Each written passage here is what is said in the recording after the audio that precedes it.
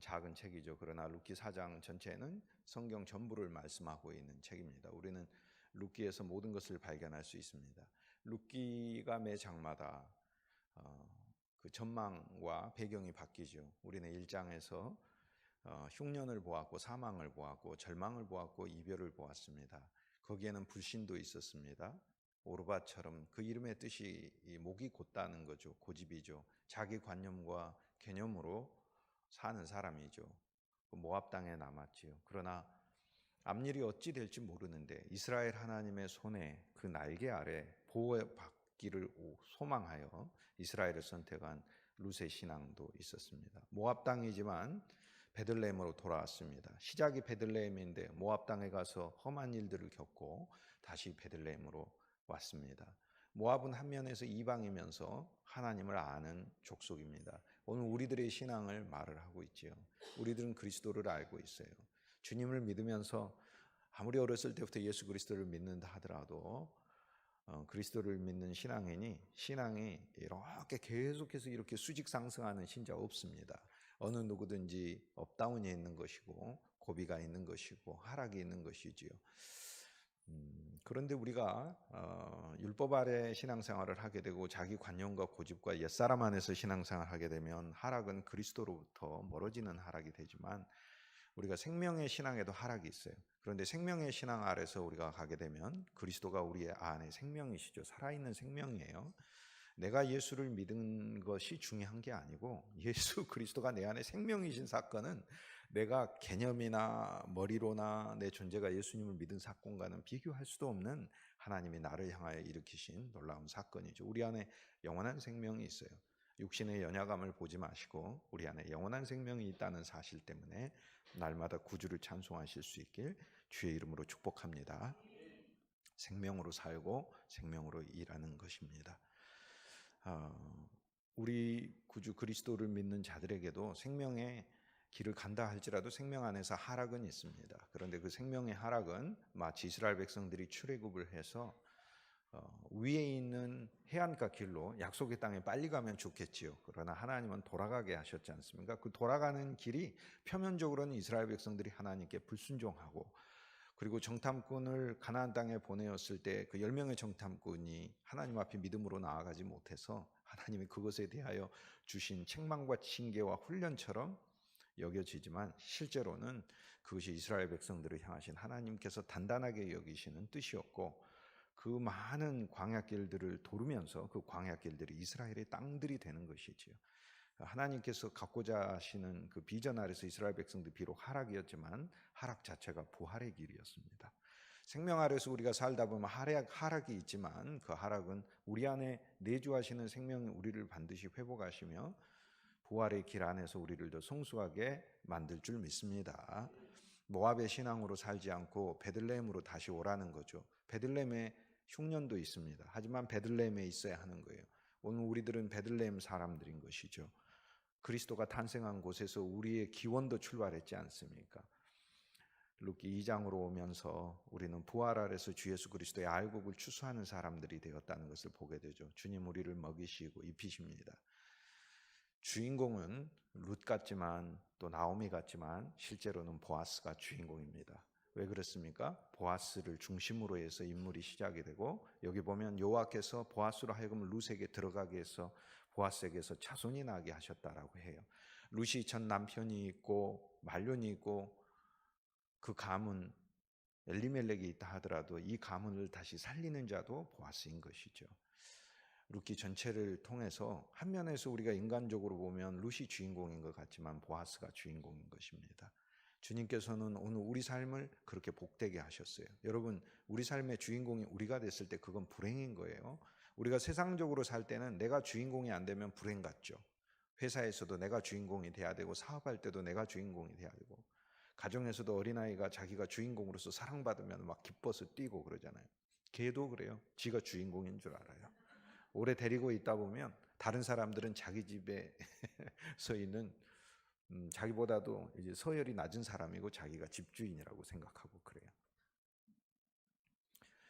우리도 세상 안에서 살 때는 내가 주인공이 되지 않으면 괴롭지만 그러나 성경은 야, 그리스도 그분이 주인공이시고 그분이 주인공이 되고 우리가 그분의 조역이 돼서 사는 삶이 얼마나 행복한가를 오히려 알려주고 있습니다. 세례 요한의 고백처럼 우리는 감소하고 그는 증가하여 하리라 라는 것이 생명에서 우리가 늘 겪어야 하는 하나님께서 주시는 실제적인 진리인데, 그 속에 담긴 작아지는 행복, 감소해지는 행복, 하나님이 우리에게 오셨을 때 1장에서는 기근을 주시고 2장에서는 가난을 주셨고 3장에서는 타작마당에 가게 해서 우리로 하여금 두려움과 떨림을 선물하셔도 믿음으로 보아스이신 예수 그리스도께 나아갈 수 있는 저와 여러분이 되길 주의 이름으로 축복합니다. 2장은 낮이었고 3장은 밤이었습니다. 이제 4장에 오면 환한 낮이 됩니다. 그런데 차이가 있습니다. 3장에는 많은 사람들이 등장합니다. 여기에는 사실상 베들레헴에 있는 모든 사람들이 등장합니다. 그리고 베들레헴에 10명의 장로들이 등장하고 보아스가 등장하고 룻도 등장하고 나오미도 등장하고 베들레헴에 있는 모든 백성이 등장합니다. 그리고 환한 낮입니다. 그들만 등장하지 않습니다. 심지어 이스라엘 백성들을 구성한 야곱의 아내 라헬과 레아의 이름도 등장하고, 그들로부터 나온 12아들들의 대표인 유다도 등장하고 유다의 아들 베레스도 등장하고 헤스론도 람도 아미나답도 나손도 살몬도, 그리고 보아스가 등장하고 과거도 등장할 뿐 아니라 현재도 등장하고 현재만 등장할 뿐 아니라 미래도 등장합니다. 미래, 지금 무대는 룻기인데 룻의 제자를 이제 사무엘로 추정을 하고 있는데, 그런데 사무엘이 이 기록을 하던 그 시대에 룻기를 오늘 우리들에게 줄 때는 영원한 말씀 속에서 룻기가 현재이지만 그 현재 속에서 룻기 4장이 현재라면 룻기 4장 속에서는 미래를 또 보아스의 인생 속에서 말하고 있잖아요. 보아스에게서 오벳을, 오벳은 이새를, 이새는 다윗의 왕을 낳으니라. 여기엔 다 들어 있습니다. 우리는 룻기 4장을 보면서 하나님을 진심으로 찬송하게 되는데요. 여긴 개인이 없습니다. 여긴 단체가 있고 전체가 있습니다. 우리가 잠시 세상에 살면서 항상 찬송 부르다가 날이 저물어 오라 하시면 영광 중에 주님께 나아가죠. 고난 내용은 쉴 곳이 없어도, 그렇죠. 인생 살다가 보면 쉴 곳이 없어요.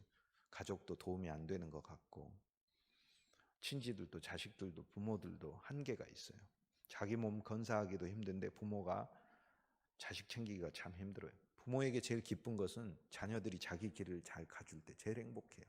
사실 힘 있는 부모가 자녀들을 팡팡 밀어주면 좋겠지만 그것도 자녀들을 생명으로 이끄는 것 아닙니다. 성경에 보면 부모는, 생명의 부모들이 하나님께서 모든 사람의 본보기와 모델로 아브라함과 이삭과 야곱을 세우셨잖아요. 근데 그들을 보면은 독립시키시고 자립시키셨잖아요. 하나님. 이삭이 태어나도 하나님은 이삭을 자립시키시고 독립시키시고 훈련시키시고, 이삭에게 야곱과 에서가 태어나도 야곱을 보냈지 않습니까? 야곱에게 아들들이 태어나도 다 아들들은 각자 자기 길들을 가죠. 요셉이 아버지가 뭘 얼마나 많이 도와줘서 총리가 됐습니까? 요셉이 아버지 야곱이 바로 왕에게 뇌물을 줬습니까? 아니면 평소에 잘 이렇게 기름칠을 했습니까? 세상에서는 그런 게 통할지 모르지만 또 그렇게 해서 될 수도 있는 거죠. 그러나 하나님께서 세우시는 길은 사람이 상상할 수도 없는 길로 올리는 길인 것이죠. 룻기 4장에 보면 다 등장합니다. 주인공은 근데 보아스입니다. 보아스인데 보아스에게 후손이 낳고 그 후손들의 이야기는 우리 주 예수 그리스도께 이어지죠. 결국은 그리스도가 중심이라는 거죠. 룻기 4장에서 우리가 볼 수 있는 건 신앙생활이 혼자서 아무리 단독적으로 훌륭해도 그 성숙한 신앙 아닙니다. 저는 혼자서 예수 잘 믿는 사람 많이 봤습니다. 예수는 잘 믿어요. 그러나 그 성숙한 신앙 아닙니다. 성숙한 신앙은 그리스도의 교회의 비전을 보는 것이고 그리스도의 몸을 보는 것이고 그리스도의 교회가 무엇을 위한 것인가를 보는 것이에요.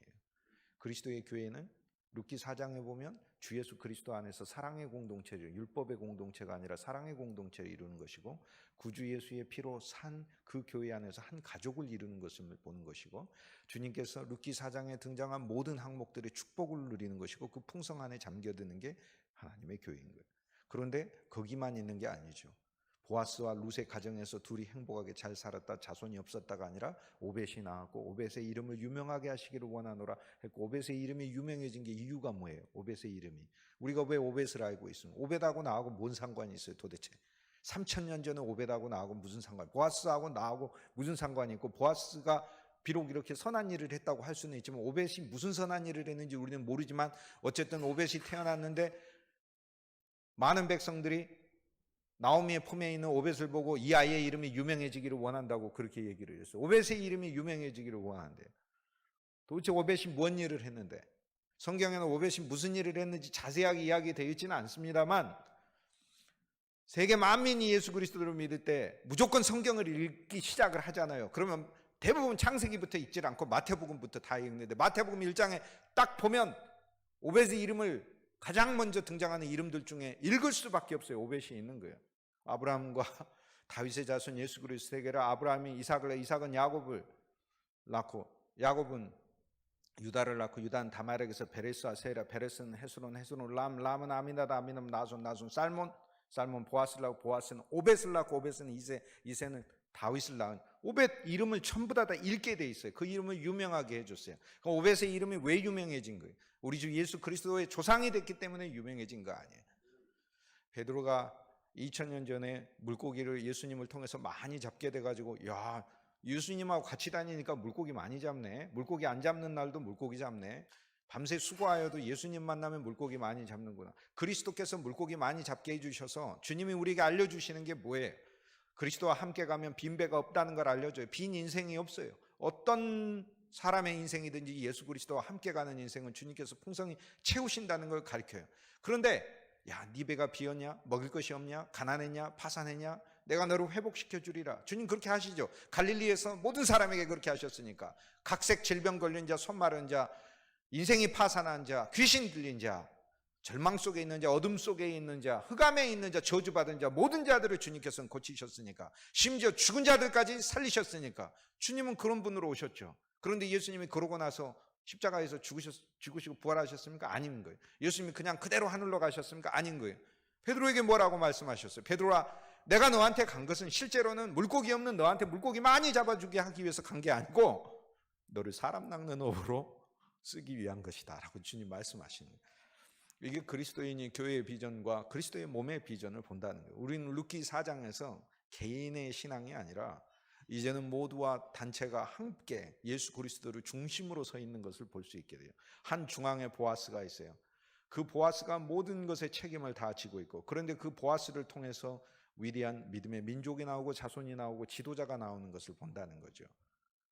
이게 주님께서 루키 4장을 통해 우리에게 주시는 말씀인 거예요. 오늘 우리는 사실 선택할 수 있어요. 루키 4장을 3000년 전에 그 가문의 이야기로 읽든지, 하나님이 만약에 그런 식으로 이 성경을 우리에게 주신다면 하나님은 정말 실수하시는 거예요. 하나님이 만약 그런 의도로 우리한테 말씀을 주신다면 하나님이 사실상 그렇게 하시면 안 되는 거예요. 사실 이 말씀은 하나님의 3000년 전의 이야기를 우리 보고 본받으라고 주시는 말씀이 아니고, 살아계신 하나님의 말씀은 영혼의 말씀이요, 능력의 말씀이요, 생명의 말씀이요, 지금 역사하는 말씀이요, 지금 읽는 우리를 보아스와 룻으로 만들고 있는 말씀이고, 지금 읽는 우리들에게서 태어나는 예수 그리스도가 오벳이 되게 하는 그리스도인고, 그 오벳의 복을 누리면서 오늘 우리가 2세가 되어서 그리스도의 뿌리가 되게 하고, 오늘 우리가 다윗의 사역을 하게 하고, 오늘 우리로부터 예수 그리스도의 사역이 확장되게 하시기 위하여 이 말씀을 지금 현재의 능력과 생명으로 사용하시기 위하여 그리스도께서 이 말씀을 주시는 줄 믿습니다. 이 말씀은 3000년의 거리를 가지고 우리에게 오는 말씀이 아니에요. 이 말씀을 읽는 모든 자를, 그 말씀 속에 들어있는 생명과 능력이 지금 당장 아멘하는 우리들에게, 믿음으로 받아들이는 우리들에게, 우리를 룻으로 바꾸고 있는 말씀이고, 보아스를 만나게 하는 말씀이고, 보아스의 모든 것을 맡게 하는 말씀인 거죠. 루키 4장의 무대는 그래서 전체입니다. 환한 남만 보는 게 아니에요.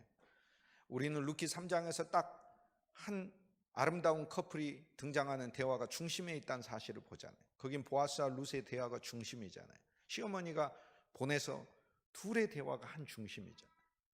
전반에 시어머니가 룻에게 하는 이야기도 보아스에게 보낼 준비를 하는 이야기고, 다시 만나가지고 하는 이야기도 보아스한테서 어떤 이야기를 들었느냐, 둘이 무슨 이야기를 했느냐, 결국에는 룻과 보아스의 둘의 개인적인 내밀한 만남의 이야기. 우리는 루키 3장을 통하여 3장에 반드시 있어야 하는 이유는 예수님이 우리를 법 때문에만 구속하신 것이 아니라 우리의 사랑의 고백 때문에, 우리 그러니까 그분에게 가서 당신이 나의 남편이 되어 주십시오라는 믿음의 고백 때문에 우리는 주님은 사랑에서 시작하고 싶으셔서 오늘 룻기 3장을 우리에게 두셨고 우리는 그 사랑의 고백을 주께 드린 것이죠.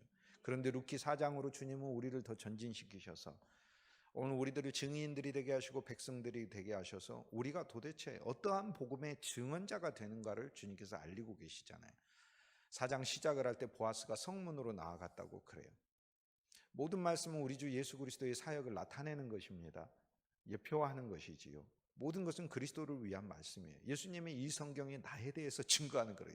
성경은 그리스도에 대해서 말하는 거예요. 보아스가 성문으로 가서 성문에서 그 권리를 획득하게 되죠. 그 모든 구속자의 권리를 획득한 구속자의 권리를 획득했다는 말은 사실 자기의 재산상의 손해도 감당하고 구속자란 고엘이라는 말은 인생 책임자라는 말 아닙니까? 그런데 인생만이 아니라 가문 책임자가 돼버리잖아요.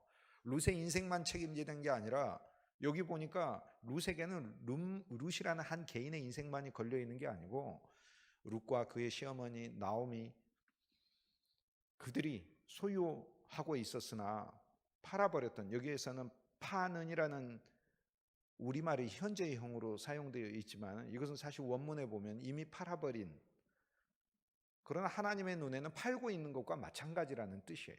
팔아버려서 없어졌다는 뜻이 아니라 모든 땅은 하나님의 땅이고 본래 사람에게 돌아가야 하는 땅이기 때문에 팔아버린 땅이다라고 팔고 있는 땅이다라고 팔아버린 땅을 그렇게 말씀하고 있는 거예요. 우리가 팔아버렸다 하더라도 하나님은 지금 우리가 팔고 있는 땅이라고 말씀하시는 거예요. 그런데 그 땅을 사주는 것인데 한 개인만이 아니라 가문 전체로 회복하는 그리스도를 만나잖아요. 룻이 3000년 전에 성문으로 나아갔는데 우리 주 예수 그리스도께서도 성문에서 우리를 사셨어요. 그분은 성문에서 사람들을 증인으로 세워놓고 우리의 구속주가 되시는 사건을 인류에게 보여주셨어요. 예수님은 예루살렘 성문에서 재판받으셨고 예루살렘 성문에서 끌려가셨고 히브리서 13장에 그분은 성문 밖에서 죽으셨어요. 그래서 그분이 구속주가 되셨어요. 여기 나오미와 룻의 그 가문과 그 모든 문제들을 해결하고 그들의 인생을 책임지고 그들의 인생이 하나님께서 정하신 도저히 자격이 안 되지만 그렇지만 그들의 인생이 예수 그리스도의 위대한 가문이 되게 하는 그 일에 보아스 혼자만이 아니고 룻이 필요하고 이 하나님의 위대한 사랑과 보아스 같이 능력 있는 사람을 하나님께서 미리 세우신 하나님의 예정이 결합이 되어서 아름다운 역사를 펼치는 이야기가 4장에 나오는데 보아스가 성문에서 백성들과 백성들의 대표인 장로들을 모아놓고 이 권리를 획득하지 않습니까? 성경은 뭐라고 얘기합니까? 예수님이 우리를 피로 사셨다고 얘기하잖아요. 예수께서 피로 사셨대요, 우리를. 너희가 구속함을 받은 것은 그 보배로운 피로 된 것이라고 베드로전서 1장에서 얘기하잖아요. 그리스도의 피로 속량 곧 구속함을 받았느니라. 에베소서 1장 9절. 예수의 피로, 예수님 피로 우리를 샀어요. 예수님이 우리를 사서 자유롭게 놓아줬을 뿐만 아니라 그 다음 샀어요.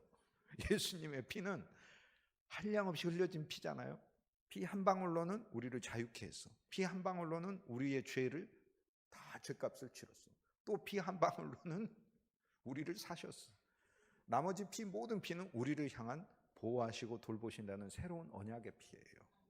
속죄와 언약과 새 언약이잖아요. 새 언약, 옛 언약도 아니고 새 언약이잖아요. 그리고 그 피는 우리가 마시는 피고 영원한 새 언약의 피고 아브라함을 축복한 멜기세덱이 가져온 포도주와 같은 피인 거예요. 두 손을 들어서 영원히 우리를 축복하시는 그 그리스도의 피가 한없이 쏟아져 버렸다는 것 속에서 도대체 나를 사랑하신다는 그 구속의 크기가 얼마나 엄청난지, 우주적이고 나를 용서하신 그 분량이 얼마나 어마한 것. 우리는 입이 10,000개 있어도 주 예수를 찬송 다 못한, 내 입이 10,000개가 있어도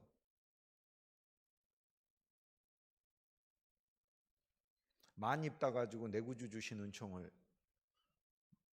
우리한테 만 입이 4개 있으면, 입이 10,000개 있으면 뭐 한다고 우린 찬송해요. 입이 10,000개 있으면 10,000개 가지고 주 예수를 찬송하겠다고 그렇게 찬양하잖아요. 만 입이 4개 있으면 그 입 다 가지고 내 구주 주신 은총을 다 찬송하겠네. 근데 주 예수의 피로 구속함을 받는 성도들의 정말 안타깝고 비통한 현실이 뭔 줄 압니까? 입이 한 개인데 한 개로도 주 예수를 찬송 잘하네. 입이 만 개가 있으면 만 개를 가지고도 주 예수를 찬송할 텐데 한 개 가지고도 주 예수를 찬송 잘 안 하려고 그래요. 주 예수님을 잘 찬송 안 하려고 그래요. 저와 여러분의 입술을 열어서 늘 주 예수님을 잘 찬송할 수 있게 주님의 이름으로 축복합니다. 룻기 4장에서는 어떤 한 존재가 인생에 개입해야 된다는 걸 보여주잖아요. 보아스가 와야 된다는 것을 보여줍니다. 아무리 룻의 믿음이 신실하고 아무리 룻이 성실하고 아무리 룻이 가난하지만 열심히 살아보려고 하고 아무리 룻이 이스라엘 백성의 여호와 하나님의 손길 아래 보호받기를 원해서 왔지만 하나님은 룻을 향한 더 위대한 계획과 어마어마한 섭리와 자비와 긍휼을 가지고 계시고 그리고 실제 룻의 인생에 하나님이 부으시는 빛과 영광이 있기 위해서는 보아스가 필요한 것임을 성경은 보여주고 있잖아요. 그러니까 룻이 이스라엘 백성으로서 그냥 빛과 영광이 필요하지 않고 그냥 이스라엘 백성으로서 밥만 먹고 살기 위해서는 보아스가 안 필요하죠. 시어머니랑 둘이서 살면 보아스가 왜 필요해요? 나가가지고 그냥 곡식 잘 주워오고 보아스 같은 사람 좋은 사람 이렇게 있고 그러면 아유 먹을 것 좀 주세요. 일자리 있으면 좀 주세요 라고 하면서 이게 살면 될 거 아닙니까? 나와 여러분이 예수 그리스도를 믿는 이유가 뭐냐고요. 나와 여러분이 예수 그리스도를 믿는 이유가 나와 여러분의 자녀들이 하나님이 우리들에게 좋은 직장을 주셔서 좋은 직장을 통해서 이 세상에서 잘 먹고 잘 살게 하기 위해서 예수 그리스도를 믿게 하신 게 아니고 당연히 하나님은 좋은 것을 주시죠. 부으시지 왜 안 부으시겠어? 믿는 자의 자녀를 하나님 축복하시고 이 세상 가운데서도 빛나도록 세우시지 왜 안 세우시겠어? 세우시죠. 그런데 주님의 뜻은 거기에서 그치는 게 아니라는 거예요. 우리가 우리의 자녀들에게 주여 우리 자녀들에게 빛과 영광이 있게 하소서 우리 성도들에게 빛과 영광이 하소서라고 우리들이 기도를 할 때 제가 기도를 할 때 그 기도의 진짜 내용이 무엇이겠습니까? 이 땅에서의 진짜 빛과 영광은 우리 주 예수 그리스도의 쓰임받는 것이 빛과 영광이 있는 것이 아니에요. 구주를 위한 비전을 갖고 구주를 위한 일꾼이 되는 것이 그게 빛과 영광이 있는 게 아니에요. 한 면에서 하나님 축복해 주셔서 자녀들이 형통한 길을 걸어요. 그 감사해 진짜로. 그런데 마음 한 면에선 부담이 계속 있어요. 세상 사람들은 무언가 잘 될 때 어떤 생각이 들어요? 이러다가 어려운 일 닥치면 어떡하지? 라고 그런 생각이 들어요. 우리 그리스도인 생명의 그리스도인은 그런 부담이 아니에요. 하나님이 함께 하시는 어려운 일을 당연히 와도 어려운 일을 이기게 하시지 고엘이신데 인생 책임자시고 가문 책임자이신데 그리스도 예수가 나라는 개인의 인생의 책임자로 고엘로만 오신 게 아니라 내 가문의 책임자로 오셨는데 그런데 제 마음에 왜 형통한 자녀들을 인하여 부담이 들겠어요? 저들이 저 형통함 속에 취해서 사는 것이 부담이다 이 말이에요. 저들이 하나님을 위한 일꾼이 됐으면 좋겠는데 하나님의 일에 대한 비전을 가졌으면 그냥 예수 잘 믿는 사람은 그 정도를 뛰어넘어서 그게 소망이 되더라. 근데 소망이 돼요. 한탄하는 게 아니라 그게 소망이 되는 거야. 그걸 기도하시는 거지. 하나님 앞에 주여 주님이 그렇게 세우지 않습니까? 그래서 나를 예수 믿게 하신 거지. 그냥 나 혼자서 예수 믿고 끝내려고 우리 가문 이렇게 끝내려고 나를 예수 믿게 하셨습니까? 그게 기도가 되는 거지. 주여 우리의 자녀들이 그리스도의 일에 쓰임 받게 해주십시오. 이건 무슨 목사 되고 선교사 되고 또 장로 되고 하는 어떤 직분들만 말하는 게 아니에요. 그들이 어떠한 직분과 어떠한 처지 심지어 직장에서라도 주 예수 그리스도의 증인되게 하십시오라는 게 우리 기도인 거죠. 룻기 4장은 어쨌든 우리 인생에 보아스가 필요함을 보여주고 있어요. 구주 예수님을 우리 보아스로 누리자고요. 그런데 구약은 부분적이니까 부분적인 것만 보여주잖아요. 예를 들어서 이스라엘 백성들을 구출해도 애굽에서만 구출한 거 보여주잖아요. 그러나 우리 주 예수 그리스도께서 우리를 구출하신 것은 우리를 애굽에서만 구출하셨나요? 우리를 옛세상에서도 구출하시고 영원한 저주와 죄에서도 구출하시고 가난에서도 구출하시고 불행에서도 구출하시고 모든 어둠에서 우리를 구출하시고 구약에서는 육체적인 정결만 좋지만 예수 그리스도의 피를 통하여 영원한 정결과 구속을 주셨잖아요. 자격을 주셨잖아요. 권세를 주셨잖아요.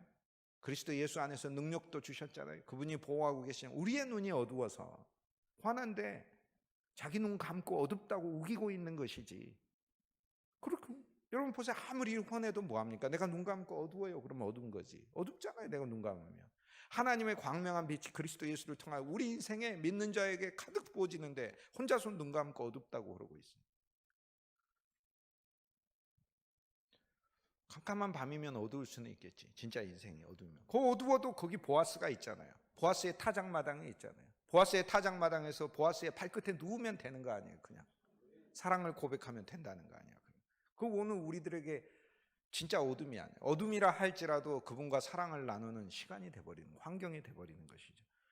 구약은 보아스가 부분적으로 성문에 갔지만 신약에서는 온전히 성취하시니까 그리스도 예수가 예루살렘 성문에서 고난을 받으시고 정죄를 받으시고 이스라엘 지도자들 앞에서, 그래도 여기 나오는 지도자들은 믿음의 지도자들이죠. 생명의 지도자들이고, 그런데 우리 주 예수 그리스도는 가야바, 안나스, 물론 가야바, 안나스 그리고 그 후손들 대제사장 바울이 사도행전에서 하나님이 세운 대제사장이라고 그러잖아요. 어쨌든 하나님이 세운 대제사장이야. 예수님을 십자가에 못 박고 대적하고 그랬지만 하나님이 세운 대제사장.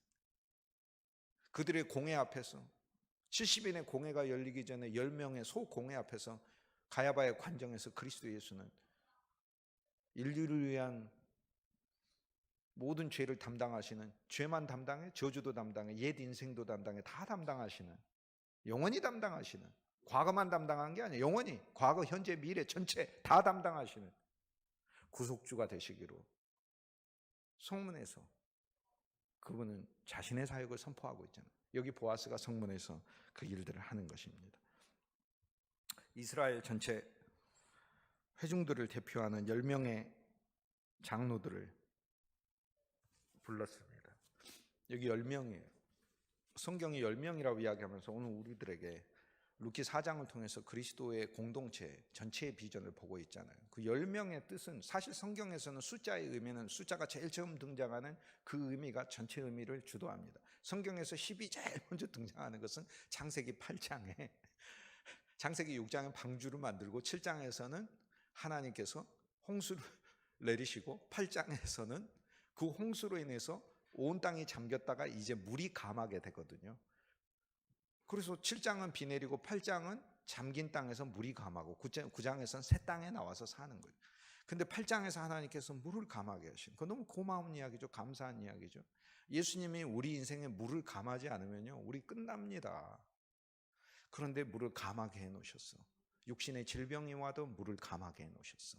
경제적인 위기가 와도 거기에 완전히 망해서 죽지 않도록 감해 놓으셨어요. 얼마나 감사해요.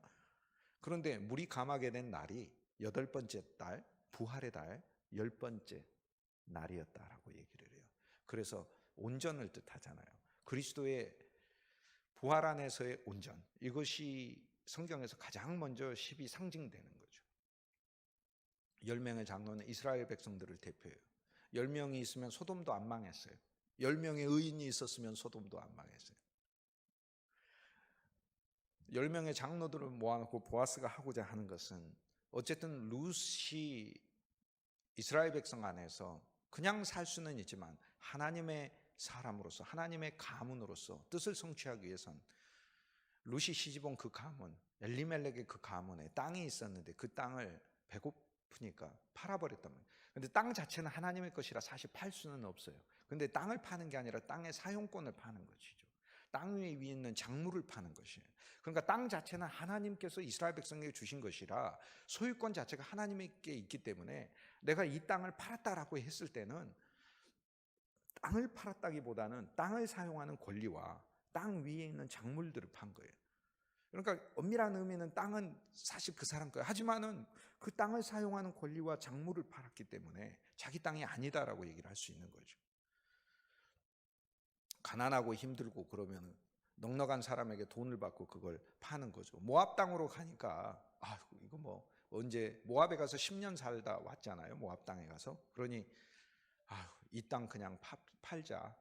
10년 후에 모압에 가서 돈 많이 벌면 와가지고 이 땅 살 수도 있으니까 일단은 10년 동안 사용하라고 돈을 받고 팔아버린 거죠. 그래서 이미 팔았는데 성경은 팔고 있느니라고 현재형으로 말을 해요. 왜 그러냐면 이게 과거의 사건이 아니라 지금 팔고 있는 것이다 그 말이에요. 그게 이미 팔았지만 지금 팔고 있는 거다고 성경이 말하고, 그게 보아스가 얘기해요. 나오미가 땅을 팔려고 내놨다라고 말을 하거든요. 가난해서 지금 내놨다는 말이 아니에요.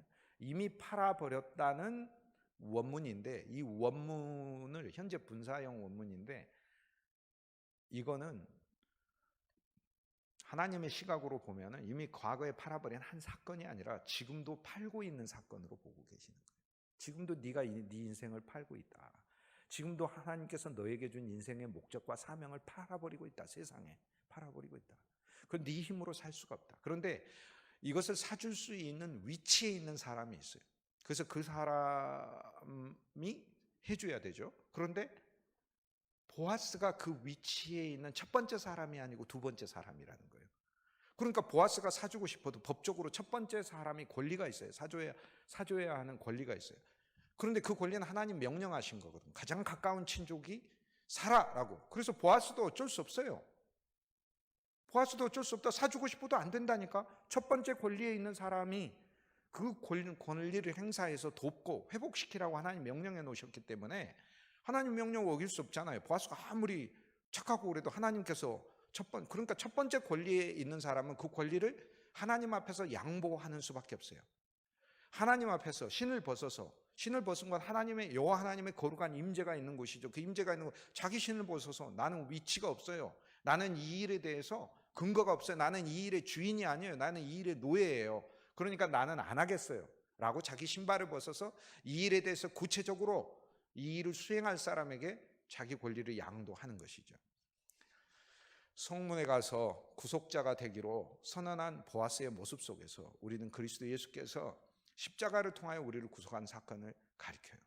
구약에서는 외적인 거니까 가지고 있는 것으로 그냥 산다. 그리고 자기 있는 재물과 자기의 것을 희생하면서 사는 거죠. 그러나 신약에서는 우리 주 예수 그리스도께서 당신 자신을 십자가에서 죽으심으로 샀다는 걸 보여주죠. 10면의 증인들을 부르고, 그리고 그때 우연히, 성경의 우연이라고 하죠. 우연히 제가 룻기 2장에서 우연히를 여러분과 함께 누렸지 않습니까? 콰라라고 하는 단어는 성경에서 말하는 우연은 세상의 우연이 아니라고. 우연히 마침 아무개가 지나가는지라. 기업 물을 자, 가장 가까이 있는 자 아무개가 우연히 지나가는지라. 성경이 말하는 우연은 하나님이 정해놔가지고 만나기로 돼 있는 거예요.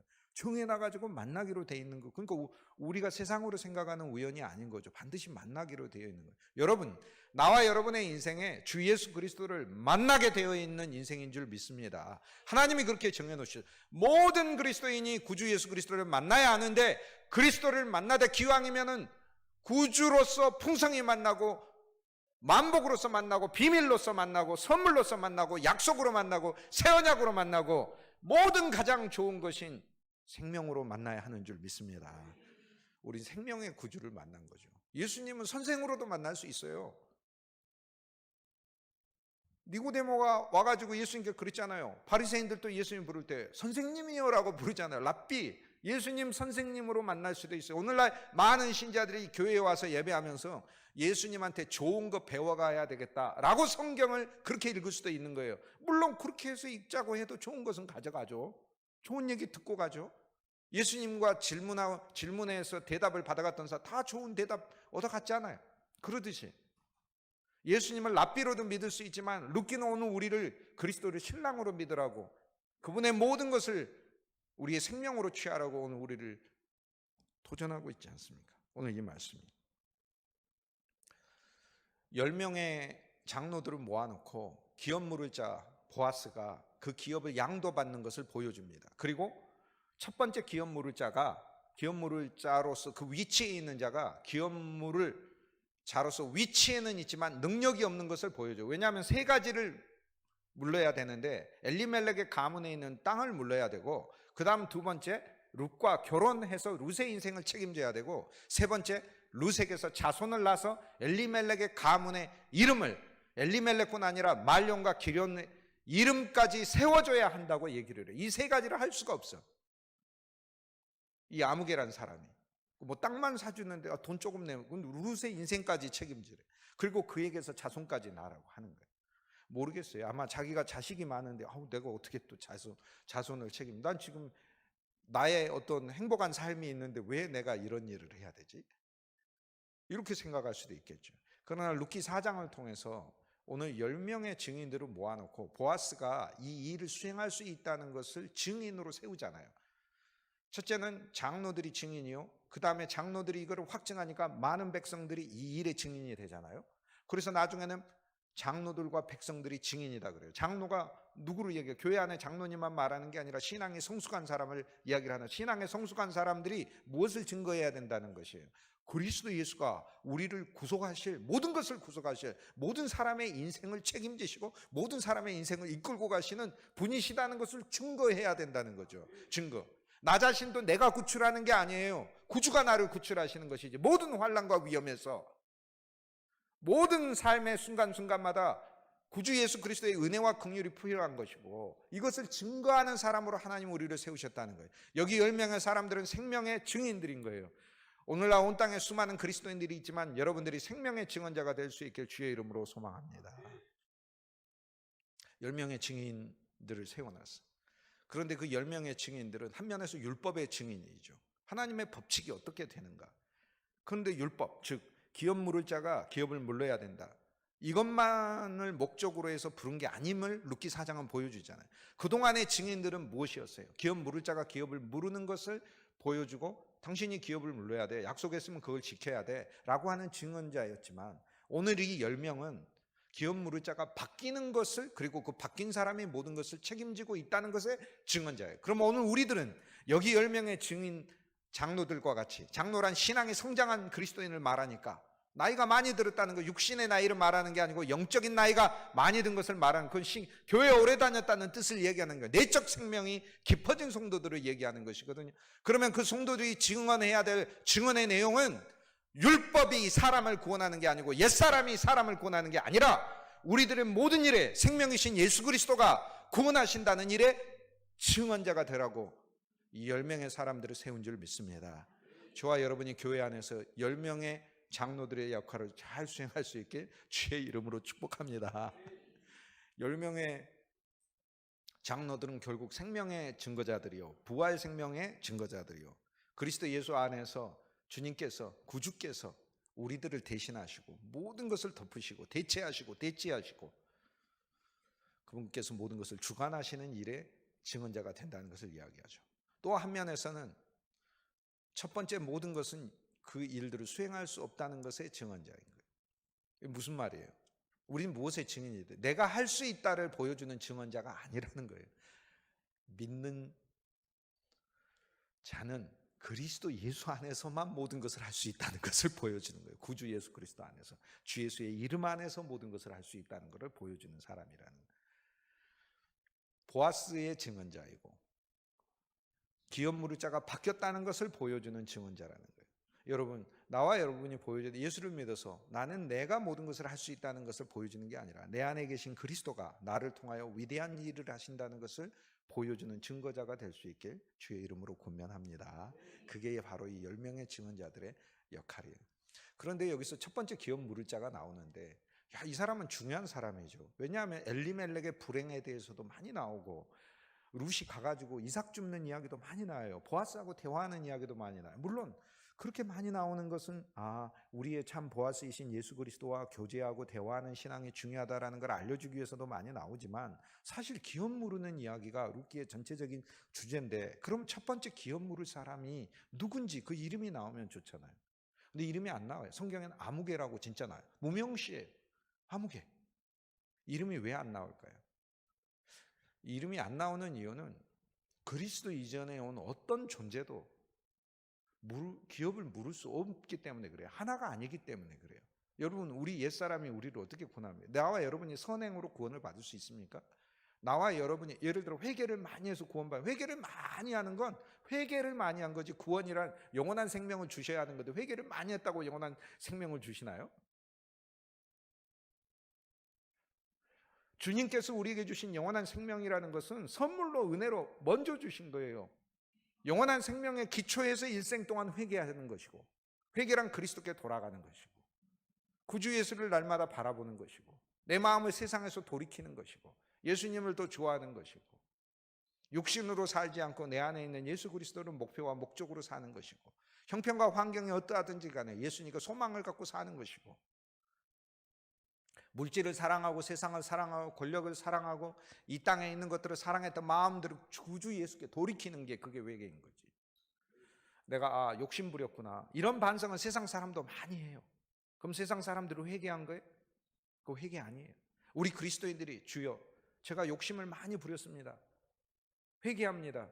그 회개 절반밖에 안 하는 거예요. 제가 돈 욕심이 있었습니다. 명예 욕심이 있었습니다. 재물 욕심이 있었습니다. 권력 욕심이 있었습니다. 주여 나를 용서하라. 이거 회개 절반밖에 아니에요. 그거 온전한 회개가 아니에요. 그리스도 안에서 아무리 피눈물을 흘리고 주님 앞에 고백했다. 진짜 회개는 예수님이 참 보물임을 발견하는 게 회개예요. 예수님이 참 보물.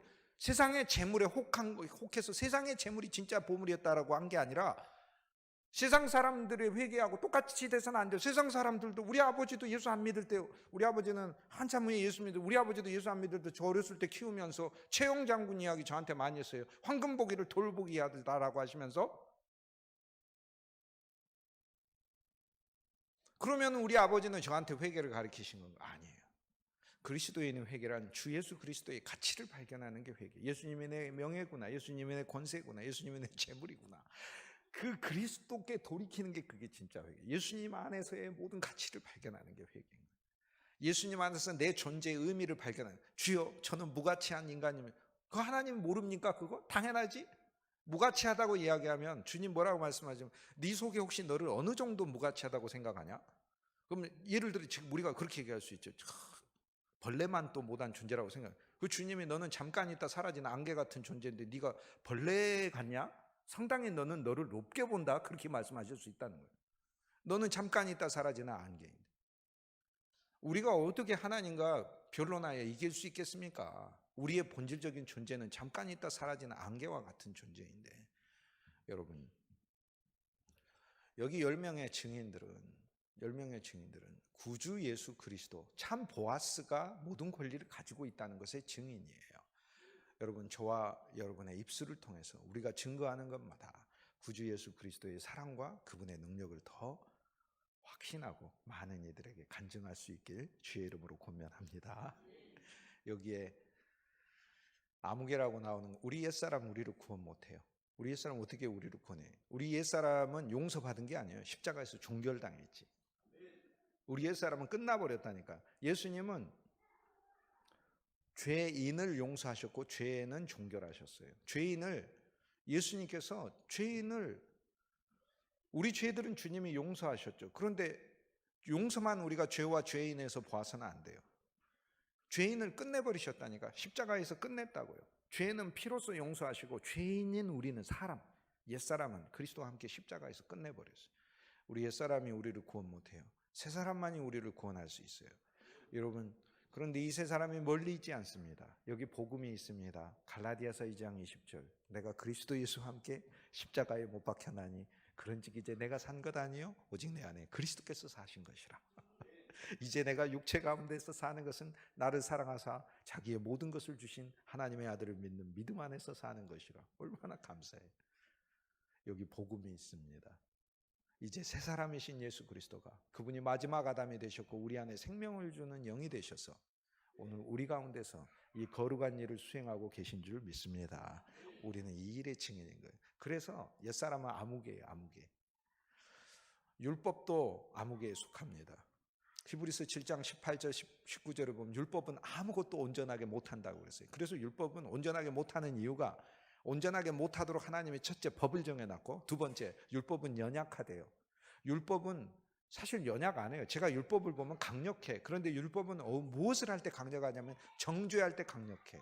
예를 들어서 우리가 율법을 가지고 다른 사람을 정죄할 때 그 율법은 엄청난 기준이 되잖아요.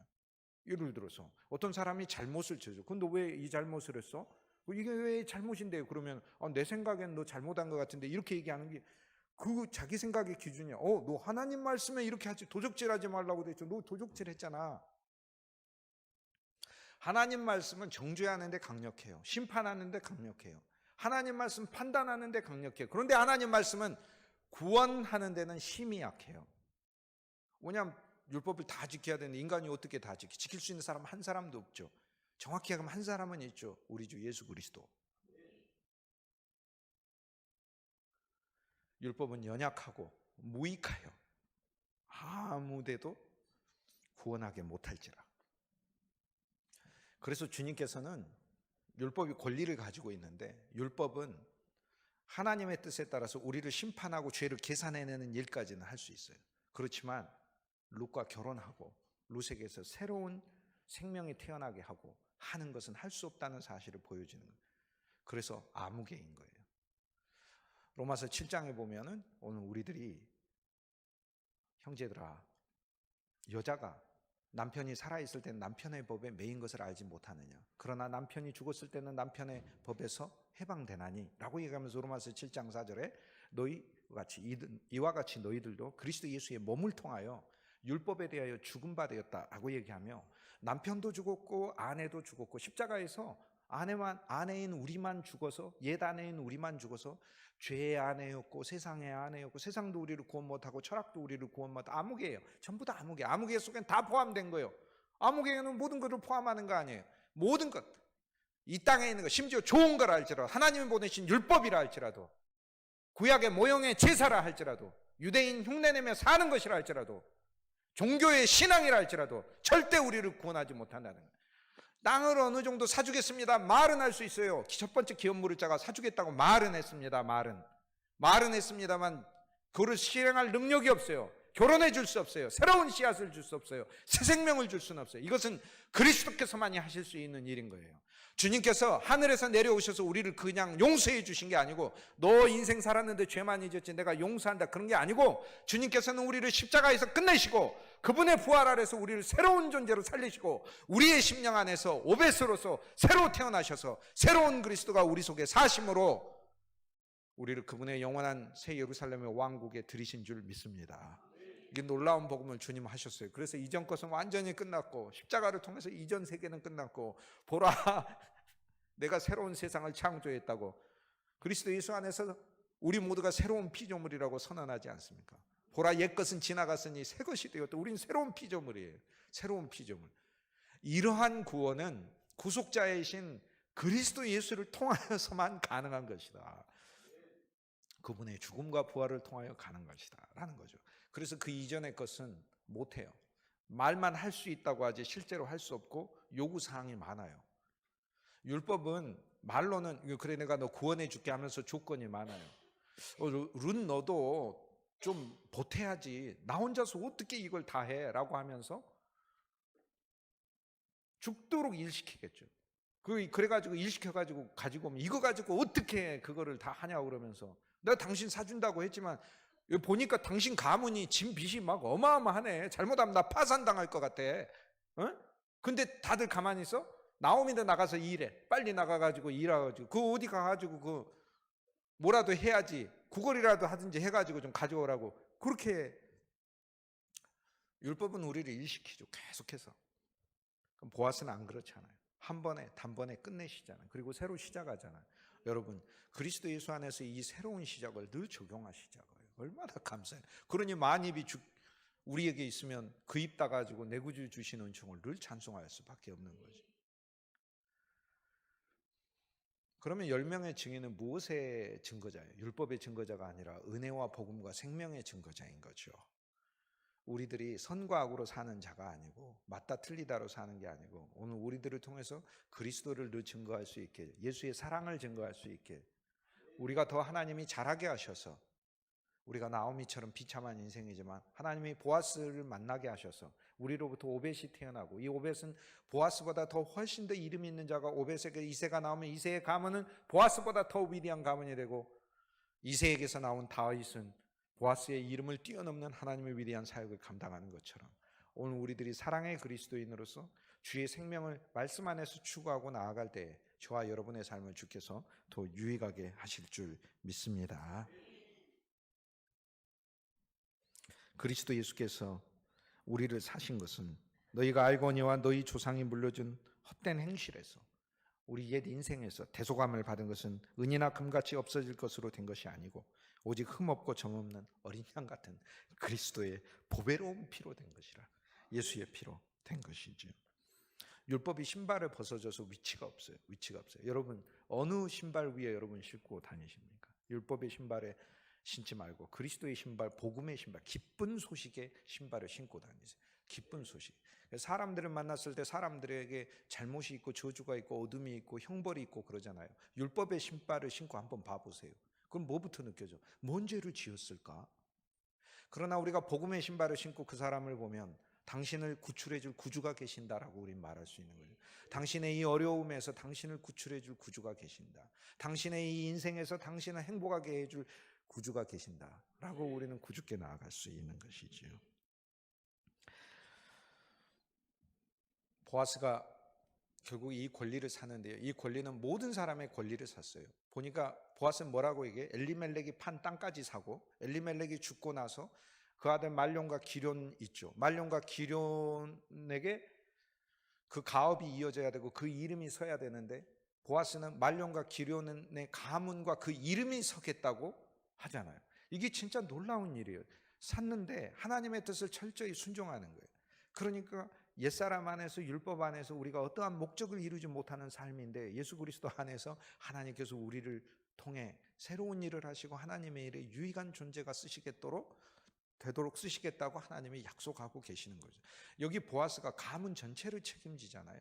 모든 권리에 대해서 책임을 지잖아요. 엘리멜렉의 가문도 새로 세워 말론과 기럨의 이름을 보아스의 이름 위에다 두겠다고 했어요.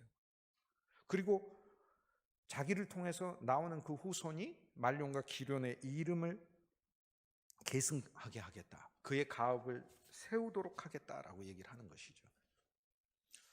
소아시아 7교회, 에베소, 서머나, 사대교회, 두아디라 교회, 주님께서 소아시아 7교회에다가 주님께서 상급을 약속하시잖아요. 그런데 우리 주님이 상급을 약속하실 때 각 교회들마다 주님이 약속하신 그 상급들이 있어요. 에베소 교회에는 주님께서 내가 이기는 자들에게는 생명나무 열매를 주시겠다 약속하시고, 서머나 교회에는 생명의 면류관을 주겠다고 약속하시고, 버가모 교회에는 생명의 이름을 주겠다고 말씀하셔요. 내가 그 이름을 너희들의 이름 위에 준다고 얘기를 하셔요. 그 우리 주님께서는 생명의 권세를 주신다, 생명의 보좌를 주신다. 우리 주님께서 주시는 그 놀라운 항목들이 이기는 자들에게 각 교회의 형편과 처지 그 상황들이잖아요. 우리가 어떨 때는 에베소였다가 어떨 때는 라오디게예요. 진짜 가련해요. 어떨 때는 서머나요. 핍박이 와도 주를 잘 신뢰하는 그런 교회 생활을 해요. 그런데 주님이 주시는 것 중에 버가모 교회에 생명의 이름을 주신대.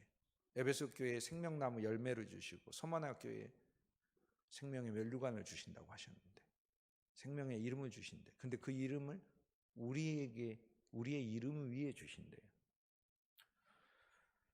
말론의 이름을 세운다고 했는데 말론이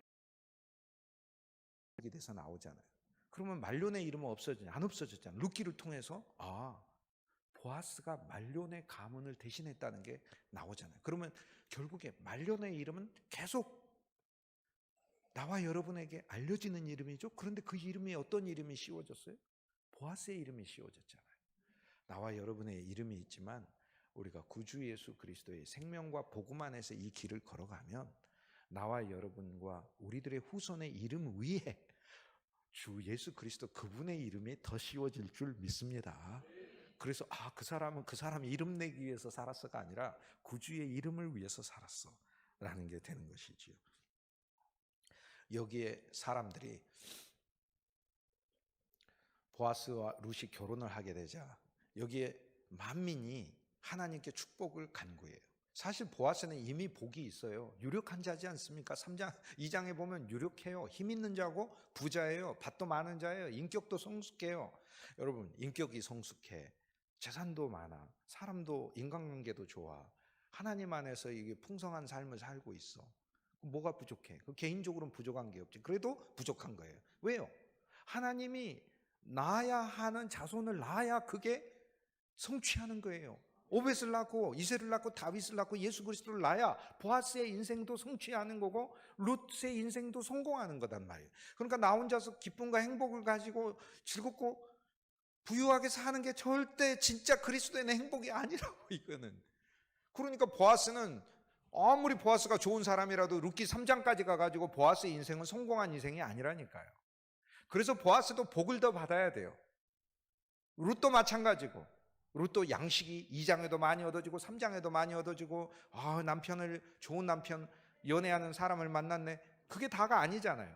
4장에 와서 합법적으로 법 안에서 새로운 생명의 법 안에서 그리스도 예수와 함께 결혼해야 돼요. 예수님과 비밀 연애만 하려고 하지 말고 이제 공개적으로 오늘 우리들 안에서 주 예수 그리스도 생명의 법 안에서 주님이 나의 신랑이시고 주님이 나의 정말 영원한 사랑이심을 어디에서나 간증하고 증거할 수 있는 신앙이 될 수 있길 주의 이름으로 소망합니다. 근데 이제 그런 마음이 들어요. 주 예수님이 내 신랑입니다. 이렇게 얘기를 할 때 마음속으로 니는 뭐 예수님의 신부로 합당하냐? 라는 속의 이야기가 들잖아요. 이렇게 율법은 기소하고 사탄은 참소하잖아요. 두 개가 양쪽으로부터 온단 말이에요. 제일 나쁜 인간하고 제일 거룩한 말씀이 동시에 날 공격하잖아요.